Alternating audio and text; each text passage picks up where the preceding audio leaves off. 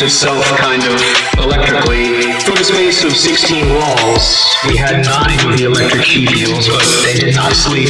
They did not ride. They just had some kind of parking meter that would fill up with a wall that was not available to people who were not on the inside.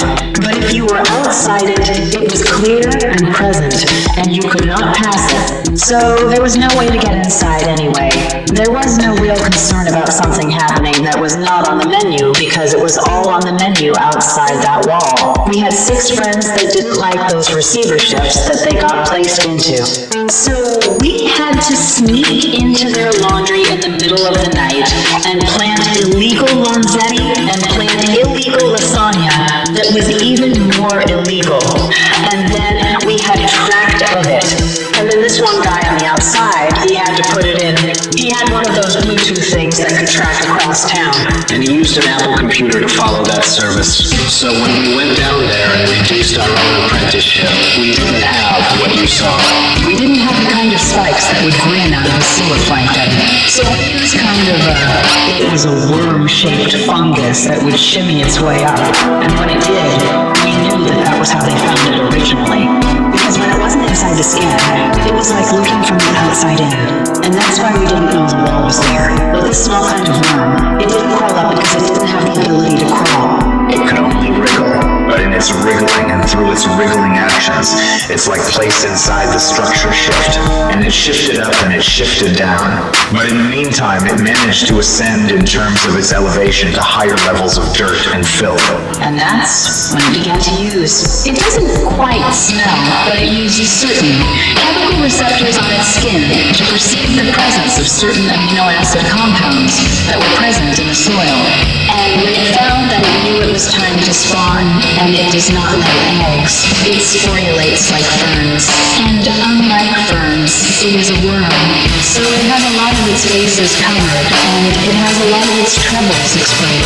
And in that way, it can generate frequencies that go well beyond the frequencies generated by ham as it rots, because it can cover other parts of the spectrum that, while not residual, they aren't fish, onions either, and they aren't frogs.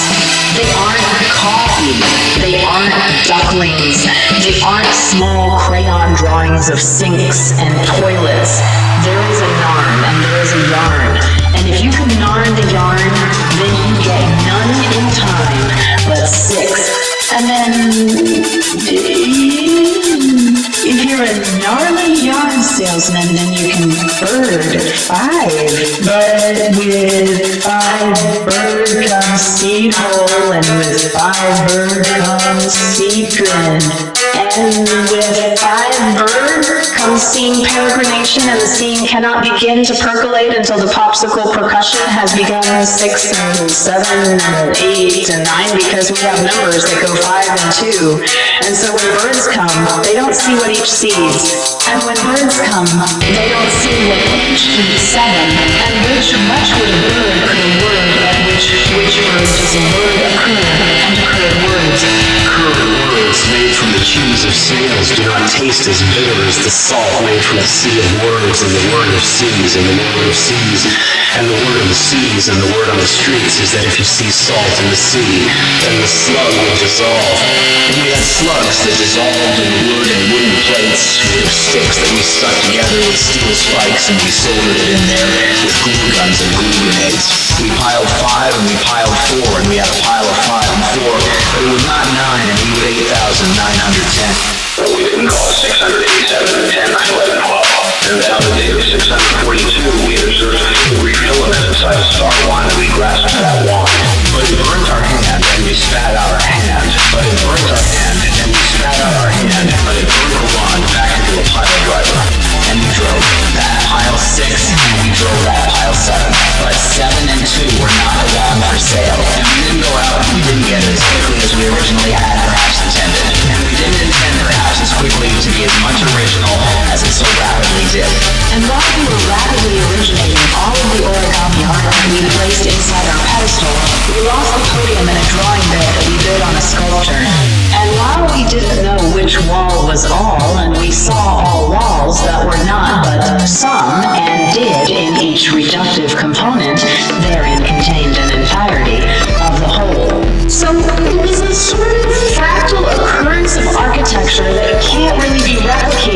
because of the finite nature of building materials. But we didn't let that stop us. We didn't let that stop us, and we didn't let that stop us, and we didn't let this stop our car starter because it was too cold to start.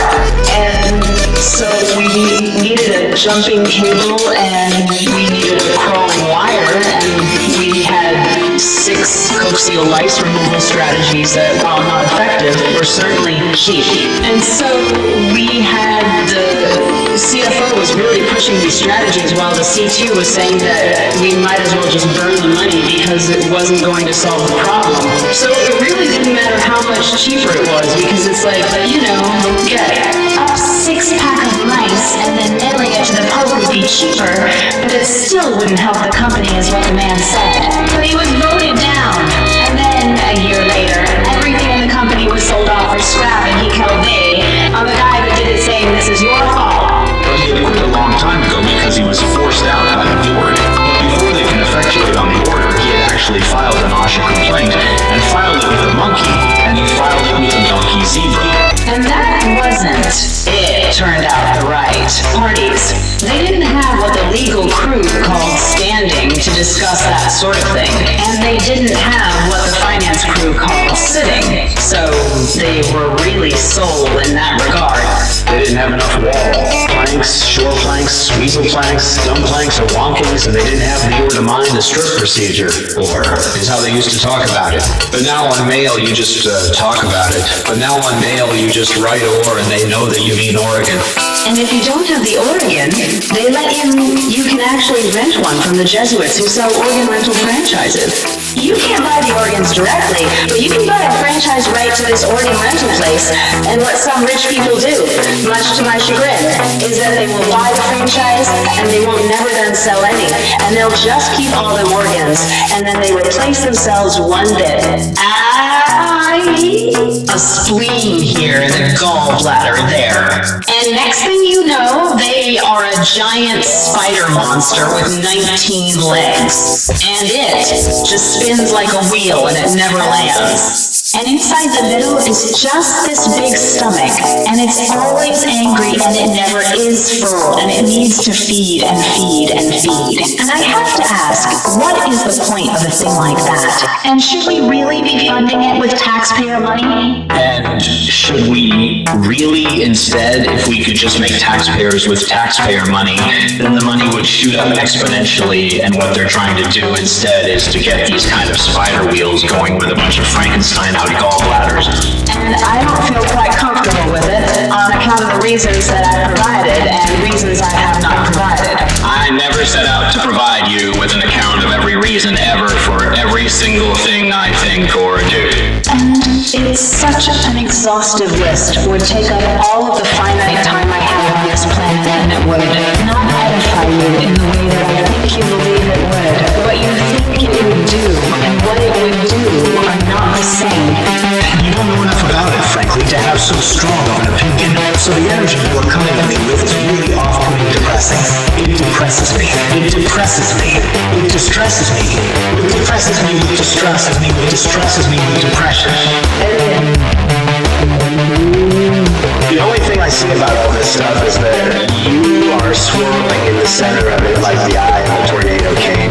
And you are tornado wing all over me. I don't like it. I don't have to be part of it. You have You have pop-up block commands.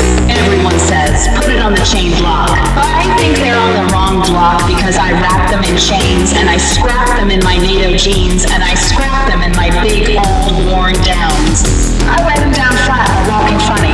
And then I'm like scraping off the soles of my shoes into this like powder and getting enough of that little sheet. You can snort it. You can snort it. You can put it in a light bulb and vaporize it. You could do which way you need to do. But that will make you sick. I'm telling you, you'll be so sick of eating all of this smoke that comes out of the rubber shoes. It'll be like, why did I listen to that tornado farmer? He had a potato hidden in his pants, or was he just happy to see me? And then when he pulls it out of his, it was a potato, and it was a potato, and he was never happy to hear you, and he never was happy to see you. and he doesn't like you, and he doesn't smell you, and he knows all the things that you did, and he judges the good things and the bad things. And he thinks the good things are just as bad as the bad thing. And he thinks the bad things are really bad. And a really bad guy would do him or a really bad lady girl. And he thinks all the things you did are bad. He thinks all the things you're about to do are bad. He's smushing you and he's smashing you and you don't even notice it because you're so bad. Your degree at being bad is like spilling out like and there ain't no sock to catch it. And you're like, oh dear, 0 dear. And you say, and you go crazy on all fours for your 666 sick band trash. Put on the porky trash. Put on the porky trash. Put on the porcupine. You pine saw snorting the son of a gun. You're a Out of luck with that pine saw soap, and you soak that pine load all day long. You're like, let's climb up a crime date. Let's switch out the pasta pastry. And if I don't see that little long ghetto, I will get a graham grenade. I will eat graham crackers all day long. I will eat shimmy pie, hop, salt. All the sock that I salt and breathe. And while I'm wheezing, I don't see it, but when I sleep, I hear a reason and a purpose and a point and a joist. And there's a sick man behind it all. And there's a sick wall we've got to crave. And if we don't fall into a slab, we will born into a spike. And if we spike up into a crawl space, we might stop crawling cause, oops, this face is pretty good. I got myself a log. And I got myself a log. And if I put 6 and 2 together, I could have a tower of salt. And if I put 2 and 6 and 1 salt together, I can have a 2x4 of God. And if I had a 4x2, it would be even longer the other way and can't just flip it over. But no, you can't. You have to flip it forward. You have to flip it forward. You have to flip it over. You have to flip it starting. You have to flip it back. And if you have an insouciant flipping your hair and a little twinkle in your eye, and you start grinning at the ladies, pretty soon they're gonna start appreciating you. Pretty soon they're gonna start pulling down your pants and saying they gotta have a snack on that dingle dongle. And you're gonna be like, hey, lady, I'm more than just a giant meat tube that you need to have down the back of your throat. And they'll say, how so? And you'll start crying because you'll know there was just using you for your man bits. And why the ladies always gotta do that? Why the ladies always gotta make you think they love you with your heart, but really, it's just a big Jimmy Rod and they wanna lick and slurp. And it's like crying, but like, listen to my feelings. And they're like, I don't care about feelings. I just need to gulp down that goopity goop. And it's like, okay, lady, but can we at least cuddle after? And they're like, sure, because that gets me one step closer to the Jimmy ride. It's like ladies, they only thinking about one thing, salt crystals, don't know crystals. And the guy who talks about crystals all day is one of those frog people that doesn't sleep window people. He sleeps doorway people, and that's what keeps creeping up on his dresser. And when you got dressers like me, then you don't need to worry about putting on your undies. You just lift your right eye and they slide it up over your eye veins. And people who like things like that, they don't crawl. And people who don't things like that, don't. And they crawl not into their own closet where they puke manure because they didn't know not to eat it. Went back to the future and Biff gets covered and Biff gets covered and Biff gets covered. And he says, I hate manure because he doesn't want people to think he likes manure. He does. He wants it to be very understood about his poo. Lacks dislikes. He lacks dislikes when it comes to the poo. He likes dislikes when it comes to the poo. He likes the do. He takes a doo-doo poo with his poo-poo crew. They gather in a semicircle just to drop in the dew, and every born together likes to pee there too, because Stinky Pee goes great with to do a little dude in a tuxedo walks out. He kind of hobbles out, frankly, because he's a real router. He's like a ball. Like, you know those guys?